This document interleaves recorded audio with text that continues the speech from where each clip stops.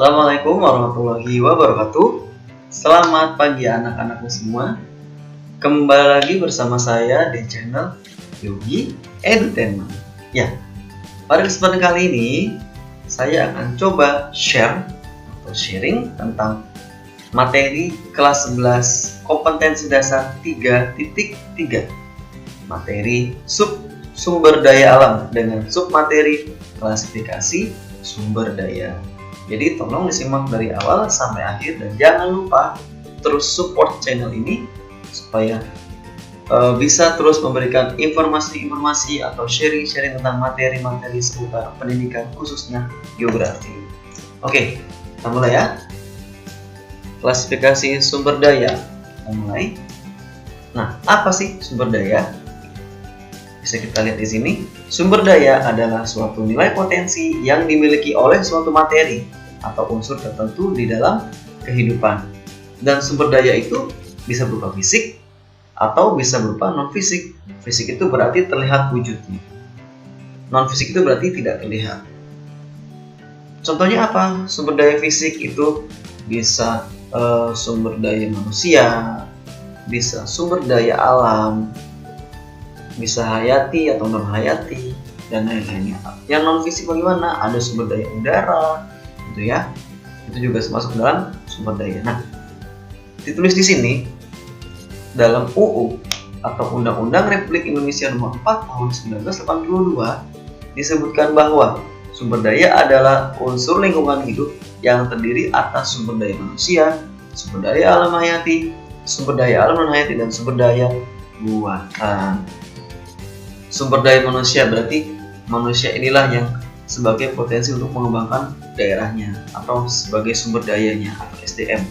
Sumber daya alam hayati berarti ini terdiri dari makhluk hidup, ya, manusia sendiri, lalu hewan, tumbuhan, ya.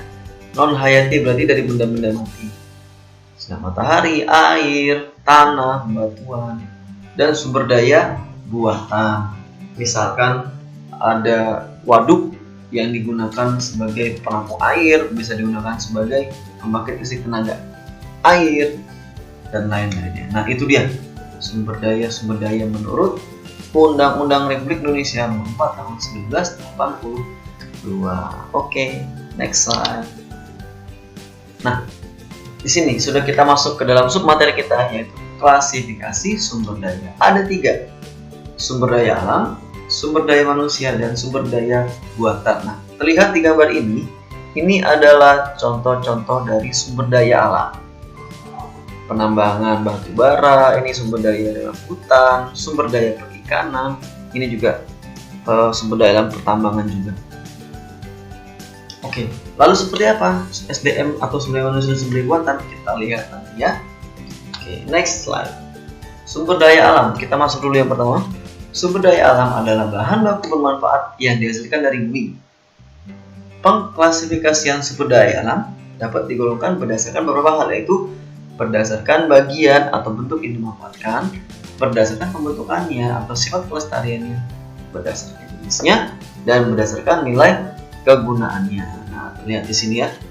Jadi sumber daya alam itu adalah segala sesuatu kekayaan alam yang memang dihasilkan di bumi atau disediakan oleh alam dan pada dasarnya harus dimanfaatkan untuk kemakmuran masyarakat tanpa menghilangkan atau merusak keseimbangan alam.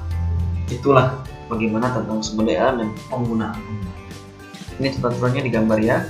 Ada sumber daya alam hewan, ada sumber daya alam barang tambang, ya, mineral-mineralnya, budaya air, pepohonan, dan lain-lainnya. Oke, next slide. Sumber daya alam berdasarkan pemanfaatan ada 3, materi, energi, dan ruang. Kita bahas satu-satu. Sumber daya alam materi, yaitu sumber daya alam yang berbentuk materi yang dimanfaatkan oleh manusia, adalah materi sumber daya alam itu sendiri.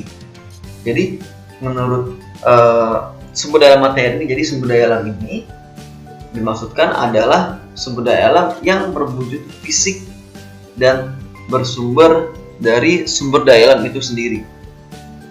Misalkan mineral, magnetit, hematit, limonit, siderit, dan pasir kuarsa. yang dapat dilebur menjadi besi dan baja yang digunakan untuk memenuhi kebutuhan manusia, di antaranya penambang beton, kendaraan, alat-alat rumah tangga, dan lain-lain. Itu adalah sumber daya alam materi. Ya. Lalu yang kedua, sumber daya energi. Sumber daya energi itu adalah sumber daya alam yang berguna untuk menghasilkan energi. Biasanya ini berupa bahan bakar fosil, BBM, batu bara, gas alam, kayu bakar juga bisa. Karena manusia menggunakan energinya untuk memasak, menggerakkan kendaraan dan mesin industri. Yang ketiga, sumber daya ruang. Sumber daya ruang ini seperti kita baru dengar ya. Coba kita simak ya. Sumber daya ruang yaitu tempat yang diperlukan manusia dalam hidupnya. Jadi sumber daya alam ruang itu adalah suatu lahan atau tempat yang memang tempat itu bisa dimanfaatkan untuk kepentingan manusia, untuk aktivitas manusia sehari-hari. Misalkan ruangan ini dimanfaatkan untuk kegiatan peternakan. Ternak itu juga butuh tempat loh. Terus kita mau bangun ternak ayam cukup besar gitu ya, kita butuh space yang cukup besar untuk menampung kandang ayam dan ayam ribuan itu. Lalu pertanian itu jelas membutuhkan hektar-hektar supaya sekali panen itu bisa mendapat jumlah produksi yang besar. Perikanan, ruang tempat tinggal, ruang arena bermain anak-anak, dan sebagainya. Ya, itu adalah sumber daya alam berdasarkan pemanfaatannya. Saya rangkum. Sumber daya materi berarti dimanfaatkan bendanya. Untuk apa? Kerangka beton, kendaraan, jadi bahan bakunya, bahan baku pembuatan. Yang kedua, sumber daya energi. Pemanfaatannya digunakan untuk menggerakkan kendaraan, menggerakkan mesin industri. Jadi dimanfaatkan energinya atau kekuatannya. Dan yang ketiga adalah sumber daya ruang, berarti dimanfaatkan tempatnya untuk pembangunan atau memperlancar aktivitas manusia. Oke, itu adalah sumber daya yang berdasarkan pemanfaatan. Oke, next guys. Nah, ini adalah contoh-contohnya. Yang tadi ya, sumber daya materi ini ya dimanfaatkan untuk kebutuhan manusia. Dijadikan benda-benda. Pasir kuarsa ini bisa jadi kaca. Nah, ini batu bara ya. Gambar batu bara. Batu bara ini dijadikan sebagai sumber energi, bisa untuk menggerakkan atau bangkit tenaga listrik juga bisa, menggerakkan kereta api, kapal-kapal besar, kapal uap, dan lain-lain. Sumber daya ruang, nah ini contohnya adalah sumber daya ruang yang dimanfaatkan untuk kegiatan pertanian. Jadi butuh space yang sangat luas ya, supaya hasil dari produksi petani juga sangat besar. Oke, next. Sumber daya alam berdasarkan pembentukannya atau sifat kelestariannya. Ada dua. Yang pertama, SDA yang dapat diperbarui. Maaf ya, typo di sini. Atau renewable resource. Yang kedua ada sumber daya alam yang tidak dapat diperbarui atau unrenewable resource. Sumber daya alam yang dapat diperbarui adalah SDA yang tidak akan pernah habis, karena bagian-bagian yang telah terpakai dapat diganti dengan yang baru atau tersedia kembali dengan sangat cepat. Contohnya SDA udara. Udara itu di mana-mana ada ya. Jadi kalau kita pakai terus oksigen ini insya Allah tidak akan habis, kecuali pepohonannya dibabat semua satu bumi ini tidak ada pepohonan, berarti oksigen akan habis. Angin, tenaga air terjun, tanah, sinar matahari, tumbuh-tumbuhan, dan hewan. Itu adalah contoh-contoh sumber daya alam yang mampu atau dapat diperbarui. Yang kedua, yang tidak dapat diperbarui. Berarti apa? Jika digunakan secara terus-menerus, maka lama-kelamaan sumber daya alam ini akan habis dan tidak dapat dihasilkan sendiri oleh manusia, karena ini proses alam dan jangka waktunya sangat lama. Pertama, contohnya barang tambang, mineral logam, mineral bukan logam, dan mineral penghasil energi, timah, besi, boksit, batu bara, dan minyak bumi. Itu semua prosesnya membutuhkan waktu yang sangat lama. Jadi dalam penggunaan sumber daya alam yang tidak terbaru ini, khususnya di barang-barang tambang ya, jadi harus seefisiensi mungkin, harus sebijak mungkin dalam penggunaan dan pengelolaan supaya tidak habis di masa kita dan bisa dipergunakan sampai anak cucu kita, anak cucu cicit kita, sampai ke masa depan nanti. Gitu. Karena kasihan kalau kita bisa memanfaatkan zaman sekarang, kita mau kemana-mana, bensin banyak, mau apa-apa mudah. Tapi kalau kita habiskan di masa ini, itu namanya tidak sesuai dengan prinsip pembangunan berkelanjutan. Okay, next. SDA berdasarkan jenis. Ada dua, abiotik dan biotik. Abiotik itu tidak hidup, biotik itu hidup, mudah saja. Sumber daya alam abiotik contohnya berarti sumber daya alam atau kekayaan alam yang ada di bumi yang berupa benda mati, tanah, air, udara, batuan, dan mineral. Lalu yang kedua ada biotik, berarti sumber daya alam yang memang ada di bumi kita, kekayaan alam bumi kita yang terdiri dari bentuk makhluk hidup, berbentuk makhluk hidup, hewan dan tumbuh-tumbuhan. Tumbuh-tumbuhan, SDA tumbuhan disebut nabati, SDA hewan disebut hewan. Oke, mudah ya. Yang kedua ada sumber daya manusia. Sumber daya manusia adalah potensi yang terkandung dalam diri manusia untuk mewujudkan perannya sebagai makhluk sosial yang adaptif, transformatif, dan mampu mengolah dirinya sendiri serta seluruh potensi yang terkandung di dalam menuju tercapainya kesejahteraan kehidupan dalam tatanan yang seimbang dan berkelanjutan. Jadi, menurut penjelasan dari ini, SDM itu adalah apa yang ada di diri kita, diri manusia, sebagai makhluk sosial, sebagai makhluk sosial. Berarti apa harusnya? Tidak bisa hidup sendiri, membutuhkan orang lain. Berarti perlu ada namanya kerjasama, knowledge. Nah, supaya terbangun kerjasama yang baik, maka perlu adanya adaptif dan transformatif. Jadi bagaimana si manusia itu bisa mengembangkan dirinya, lalu bisa bermanfaat untuk orang banyak dengan cara bekerja sama dengan orang banyak juga, demi tercapainya kesejahteraan kehidupan dalam tatanan yang seimbang dan berkelanjutan. Seperti contoh di gambar ini, ya, sumber daya manusia ya, bagaimana bisa mengembangkan dari mana? Pendidikan itu yang sangat penting. Ya.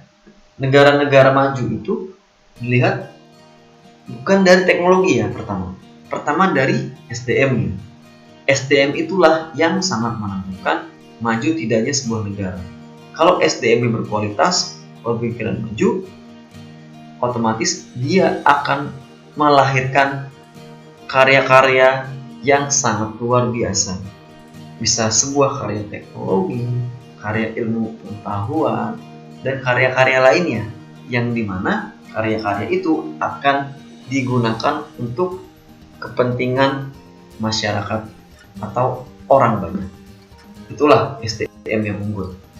Jadi jangan malas belajar ya. Oke, next. Sumber daya buatan atau SDB. Nah, pasti berdengarkan teman-teman semua. Oke, kita lihat. Sumber daya buatan adalah sumber daya alam yang telah ditingkatkan daya gunanya untuk memenuhi kebutuhan manusia dan kepentingan pertahanan negara. Pemanfaatan SDB ini akan mengurangi eksploitasi sumber daya alam sehingga tetap dapat menjaga keseimbangan ekosistem suatu wilayah. Contohnya hutan buatan, waduk, dan lain-lain. Nah, jadi menurut si penjelasan ini, sumber daya buatan itu adalah sumber daya memang disetting atau dirancang atau didesain sedemikian rupa oleh manusia sehingga mampu memberikan manfaat yang sangat banyak tanpa harus merusak ekosistem atau merusak keseimbangan alam dan mampu mengurangi eksploitasi SDA. Oke, contohnya di sini ada waduk Gajah Mungkur ya. Lihat di sini ya. Jadi waduk Gajah Mungkur itu banyak fungsinya. Dulunya mungkin dibuat hanya untuk penampung air hujan. Karena memang fungsi waduk itu atau situ itu ya, atau danau buatan ini memang fungsinya digunakan pertama itu untuk menampung air hujan. Karena intensitas hujan di negara kita, di negara Indonesia, khususnya iklim tropis ini sungguh besar. Jadi mau tidak mau harus ada wilayah tampungan air yang sangat banyak supaya tidak membanjiri pemukiman penduduk. Nah, setelah ada penampungan ini bisa dimanfaatkan lagi pertama untuk irigasi, pertanian. Jelas di musim kemarau tidak ada air, waduk-waduk ini sangat dibutuhkan untuk sistem irigasi pertanian, perkebunan, dan lain-lainnya. Bisa juga untuk MCK, bisa juga untuk apa? Pembangkit listrik tenaga air. Itu, jadi fungsinya sangat banyak sekali ya. Itulah sumber daya buatan. Oke, next. Kita sekarang masuk ke potensi dan persebaran sumber daya alam Indonesia.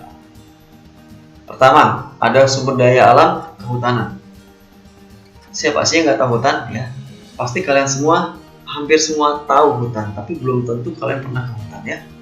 Nah, jadi potensi sumber daya hutan di wilayah Indonesia itu sangat besar, yaitu mencapai 99,6 hektar atau 52,3% dari seluruh luas wilayah Indonesia menurut data Kemenhut tahun 2011. Luas hutan yang besar tersebut saat ini masih dapat dijumpai di Kalimantan, Papua, Sulawesi, dan Sumatera. Nah, tapi jangan lupa saat ini sudah banyak jumlah hutan yang berkurang. Apa buktinya? Hutan di Indonesia itu sudah banyak dibabat, dibuka lahannya untuk lahan perkebunan, lahan pertanian, untuk pemukiman penduduk juga.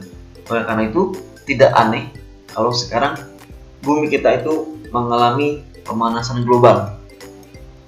Karena Indonesia yang dikenal sebagai paru-paru dunia itu sudah kehilangan paru-parunya. Kok bisa kehilangan paru-parunya? Karena banyak pepohonan yang sudah beralih fungsi. Banyak hutan yang sudah beralih fungsi menjadi hal-hal yang saya sudah sebutkan sebelumnya. Oke. Nah, berdasarkan Undang-Undang Nomor 41 Tahun 1999 tentang kehutanan, kawasan hutan dibagi ke dalam kelompok hutan konservasi, hutan lindung, dan hutan produksi. Yang pertama, hutan produksi. Namanya hutan produksi berarti hutan ini hasil hutannya bisa dimanfaatkan untuk kebutuhan manusia, misalkan untuk bahan bangunan, jelas kayu-kayunya, bahan baku kertas dari daun-daunnya atau dari kulit-kulitnya, bahan baku industri mebel, dan lain-lain.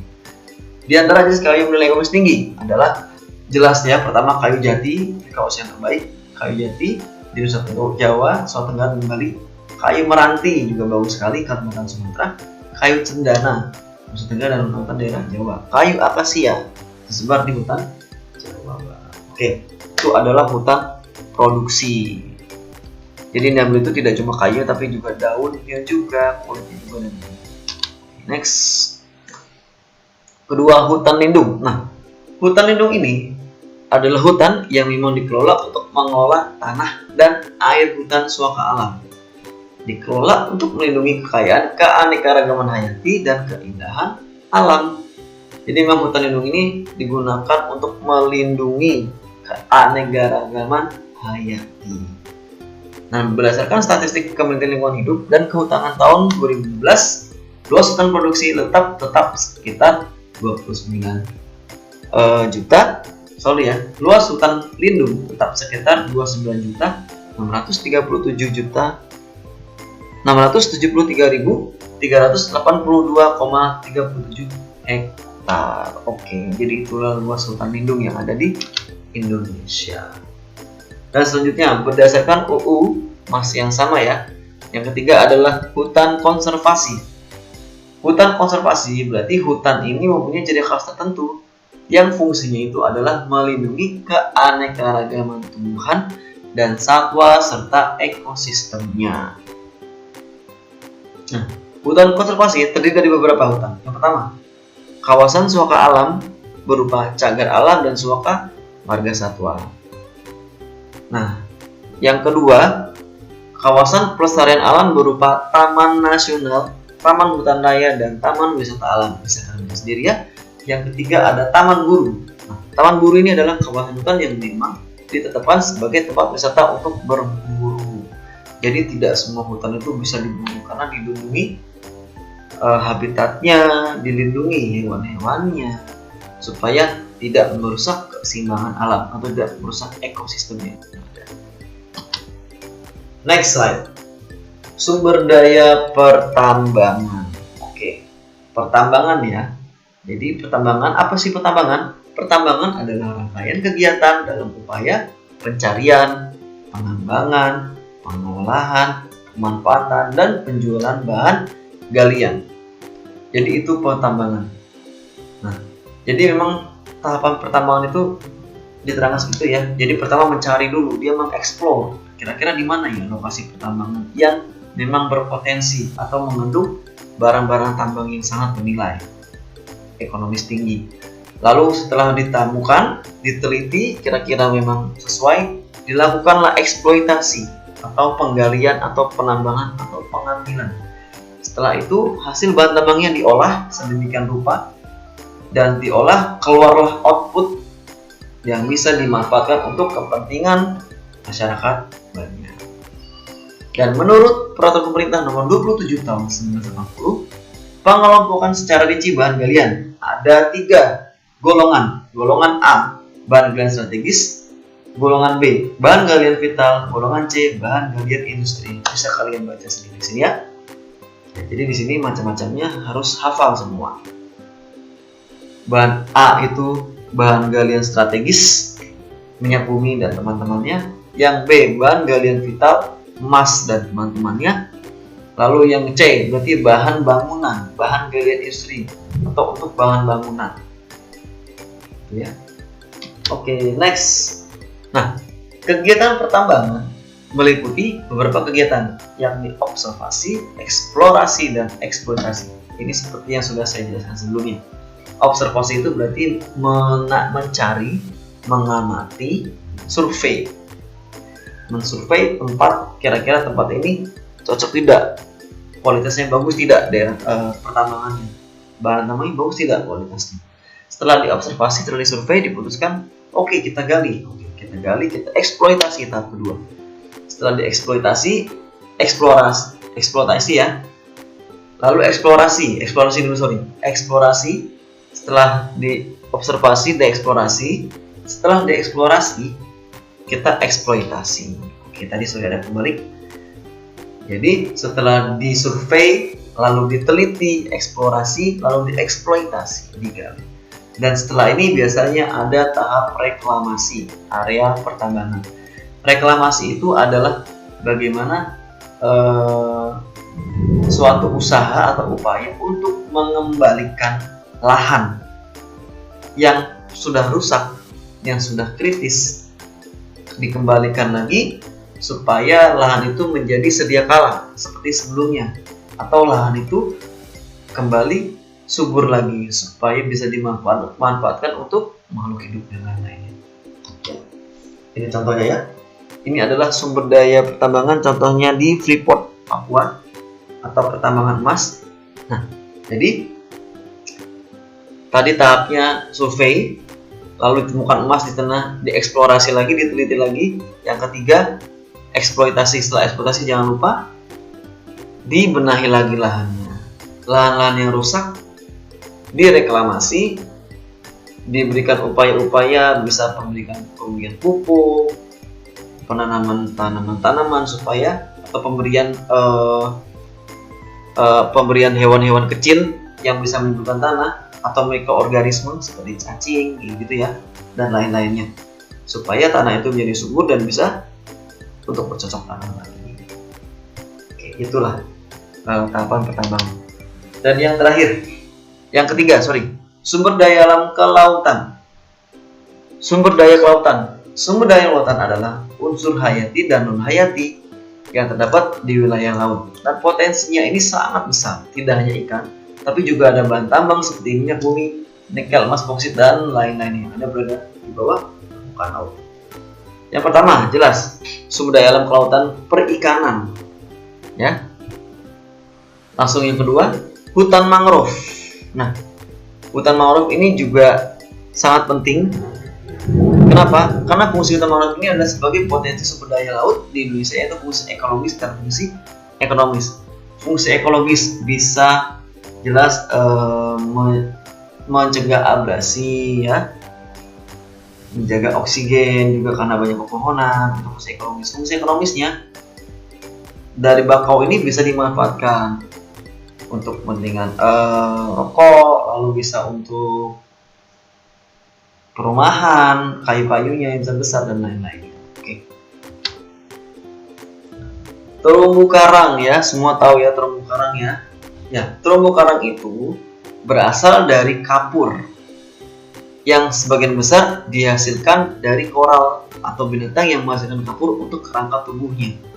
Nah, jika ribuan binatang atau ribuan koral ini membentuk koloni atau mereka mengelompok, kelompok-kelompok ini akan membentuk karang. Jadi mereka seperti mengeraskan diri seperti kapur karena dia bisa membuat kapur, dan semakin lama terbentuklah karang.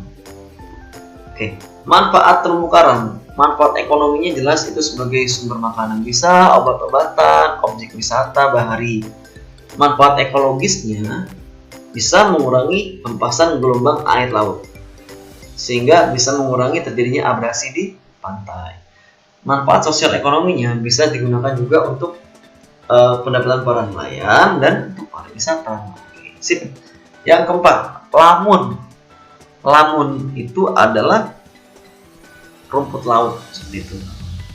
Lamun itu adalah tumbuhan tinggi yang sudah sepenuhnya menyesuaikan diri hidup di dalam laut atau terendam air laut. Lamun ini tumbuh subur di daerah terbuka pasang surut dan perairan pantai yang dasarnya berupa lumpur, pasir kerikil dan batan karang mati dengan kedalaman sampai 4 meter. Jadi kalau kalian temukan lamun ini tanaman-tanaman yang mampu hidup dengan kondisi air asin, lumpur, ya itu adalah lamun. Kalau eceng gondok tidak bisa. Lamun terus mangrove itu bisa. Ya. Manfaat lamun itu apa sih? Sebagai produsen primer.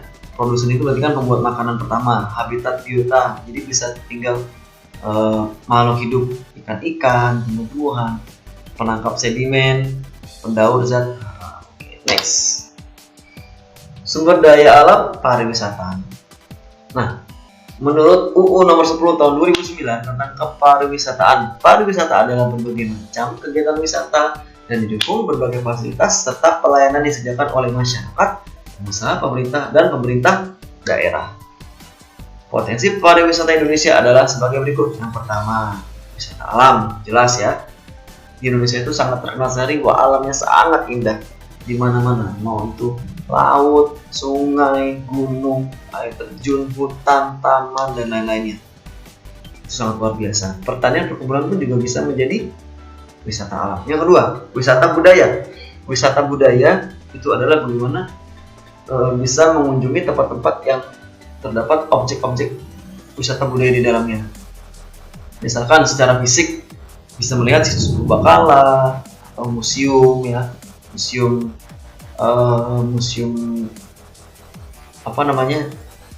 Pithecanthropus erectus, itu kan museum purbakala atau manusia-manusia zaman dulu yang dikatakan sebelum kita ya.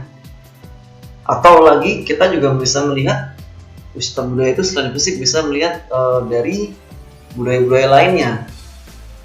Misalkan ada perkampungan adat Baduy, perkampungan Sasak di Lombok, dan lain-lain.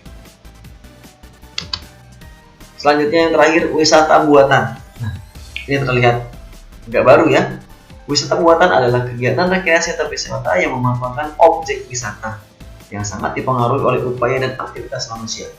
Wisata buatan mencakup wisata MICI, pertemuan, insentif, konvensi, dan pameran.